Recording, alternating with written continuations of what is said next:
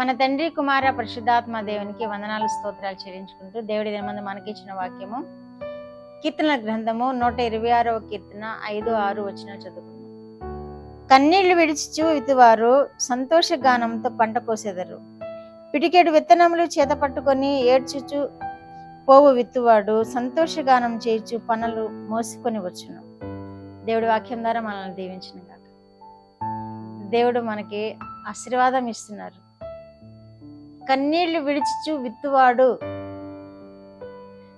మనము మన ప్రార్థనలో కన్నీళ్లు విడిచిచు ఆయనకు విజ్ఞాపన చేసినప్పుడు దేవుడు దానికి ఫలితం తప్పకుండా ఇస్తాడు అని వాక్యం ద్వారా మనం గ్రహించగలుగుతున్నాము.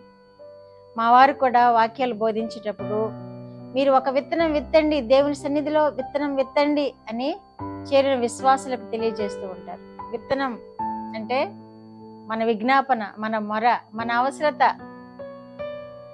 అవసరత దేవుని సన్నిధిలో కన్నీళ్లు విడుస్తూ ఆయనకు విజ్ఞాపన చేసినప్పుడు విత్తనం విత్తే వారికి సంతోష గానంతో పంట కూర్చేదరు అంటున్నారు. పిడికెడు విత్తనములు చేత పట్టుకొని ఏడ్చుచూ విత్తువాడు సంతోషంతో పనులు మోసుకొని వచ్చేదరని తెలియజేస్తున్నారు. కనుక మనము ప్రార్థన చేస్తున్నప్పుడు మన దేవుని ఎదుట కన్నీరు విడుస్తూ ప్రార్థన చేయాలి. కన్నీరు విడుస్తూ మన మనవులను ఆయనకి తెలియచేయాలి. కన్నీరు విడుస్తూ ఆయనకు విజ్ఞాపన చేసినప్పుడు తప్పకుండా నెరవేరుతాయి. ఇది నా జీవితంలో చాలా అనుభవం. నేను ఏదైనా భారంతో కన్నీరు విడిచి ప్రార్థన చేసినప్పుడు దేవుడు తప్పకుండా ఆ కార్యాన్ని నెరవేరుస్తూ ఉంటాడు. కన్నీటికి అంత విలువనిస్తాడు దేవుడు. మనం ఏడవడం ఆయన చూడలేడు. ఎందుకంటే తల్లిదండ్రులు పిల్లలు ఏడుస్తూ ఉంటే వారు కూడా చూడలేరు కదా. వారు ఏడ్చి మారం పెడుతూ ఉంటే తప్పకుండా వారి అవసరత తీర్చడానికి ఇష్టపడతారు తల్లిదండ్రులు. వారికి ఇష్టం లేకపోయినా వాడు ఏడుస్తున్నాడని వాడి కోరిక తీర్చడానికి ఇస్తారు. మన పరలోకపు తండ్రి కూడా అంతకంటే గొప్ప కార్యాలు చేసే దేవుడు. ఈ లోకపు తల్లిదండ్రుల కంటే మిన్నగా ప్రేమించే దేవుడు మన పరలోకపు తండ్రి. అందుకే వాక్యం తెలియజేస్తున్నారు, కన్నీళ్లు విడిచిచు విత్తాలి. మనం ప్రార్థన చేసేటప్పుడు కన్నీళ్లు కార్చి ప్రార్థన చేయాలి. పాపాత్మురాలైన స్త్రీ అలాగే చేసింది కదా.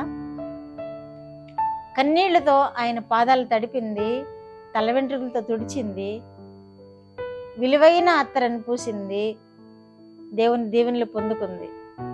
తన జీవితాంతము ఈ పరిశుద్ధ గ్రంథ వాక్యము ప్రచురం చేయు అంతము వరకు, ఎక్కడ ఎంతవరకు ప్రచురం చేయబడుతుంది అంతవరకు ఈమె చేసిన కార్యము ప్రచురం అవుతుంది అని ఆశీర్వదించాడు కదా దేవుడు. కనుక మనము కూడా కన్నీళ్లు విడిచి ప్రార్థన చేయాలని దేవుడు మనకు తెలియజేస్తున్నాడు. ఆ కన్నీళ్లు విడిచి ప్రార్థన చేయడం వలన దేవుడు అద్భుత కార్యాలు మన ఎడల జరిగిస్తాడు. యెషయా గ్రంథము 35:9 కూడా వారి తలల మీద నిత్యానందం ఉండును అని వాగ్దానం చేస్తున్నారు. ఎవరి తలల మీద అంటే కన్నీరు విడిచి ప్రార్థన చేసేవారి మీద. వారు ఏ భారంతో ప్రార్థన చేస్తున్నారో, వారు ఎంత కన్నీరు విడుస్తున్నారో దాని అంతటికీ హెచ్చింపు దీవెనలు, నిత్యానందం ఉంచుతానంటున్నాడు, వాగ్దానం చేస్తున్నాడు. వారి తలల మీద నిత్యానందం ఉండును, వారు ఆనంద సంతోషం గలవారై వచ్చేదరు. ఎంత గొప్ప ఆశీర్వాదాలు. మనం చేయాల్సింది ఒక్క పనే, కన్నీరు విడుస్తూ ప్రార్థన చేయాలి.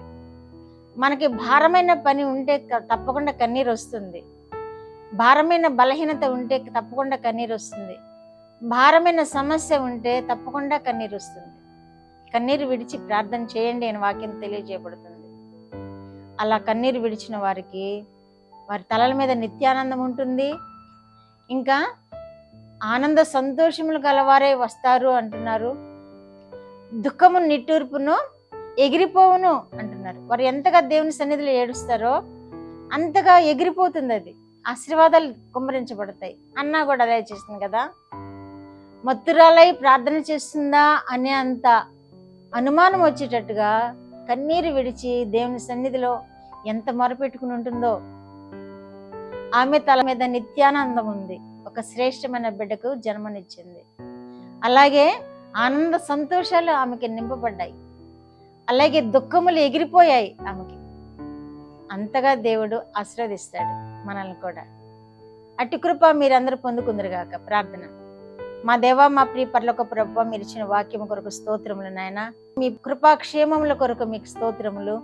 ఈ దినమందు పుట్టిన దినములు, వివాహ దినములు జరుపుకుంటున్న బిడ్డలను కూడా మీరు విశేషముగా దీవించి ఆశీర్వదించి కాపాడమని యేసుక్రీస్తు వారి పేరిట ఈ మనవులు మీ పాదముల యొద్ద వేడుకుంటున్నాను పరమ తండ్రి. ఆమేన్.